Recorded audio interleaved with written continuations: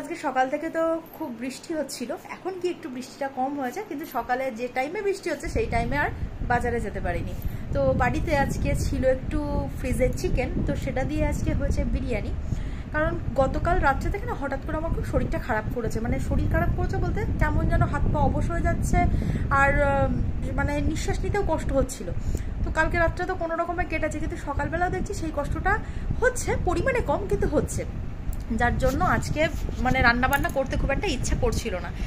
তো রান্না না করলে তো হবে না, বাড়িতে এতগুলো মানুষ খেতে তো হবে, তো ভাবলাম একটু চিকেন বিরিয়ানি করে নেওয়া যাক, তাহলে তাড়াতাড়ি হয়ে যাবে, মানে একরকম দিয়েই খাওয়া হয়ে যাবে আর কি। আর সঙ্গে ভাবছি একটু রায়তা করে নেবো, কারণ যখনই বিরিয়ানি বাড়িতে বানানো হয় মিভানের আগে কথা হয় যে মা একটু রায়তা বানাও, ও রায়তা খেতে ভীষণ ভালোবাসে, আমার সঙ্গে বিরিয়ানি খেতে ভীষণ ভালোবাসে।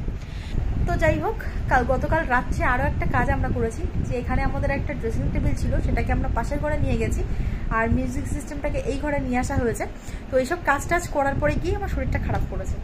তো রাইমিভানকে আনতে ওর বাবা চলে গেছে, তো এক্ষুনি চলে আসবে আর কি, এখন 2:30 বেজে গেছে। এবার ওরা বাড়িতে আসার পর তারপর খেতে বসবো। আর তোমরা বাড়িতে আজকে কি কি রান্না করলে অবশ্যই কিন্তু কমেন্টে জানিও।